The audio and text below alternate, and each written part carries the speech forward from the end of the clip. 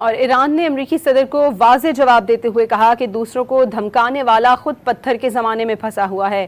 ایران کے نائب صدر رضا عارف نے کہا ہے کہ ٹرمپ ایران کو پاور پلانٹ اور پل تباہ کرنے کی دھمکیاں دے رہے ہیں، جبکہ ایران نے دباؤ کے باوجود تعمیر و ترقی کے راستے کا انتخاب کیا۔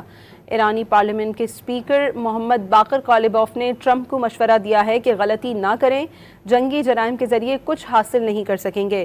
نازیبا زبان اور جنگی جرائم کرنے کی دھمکیوں پر خود امریکی سیاستدان اور انسانی حقوق کی تنظیموں نے بھی شدید رد عمل دیا ہے۔ ایمنسٹی انٹرنیشنل کی سربراہ خالمار نے ٹرمپ کی دھمکیوں کو نفرت انگیز قرار دیا۔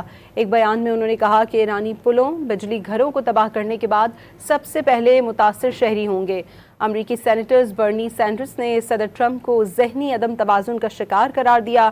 سینیٹر چک شومر کے مطابق ٹرمپ سوشل میڈیا پر پاگل انسان کی طرح چیخ رہے ہیں۔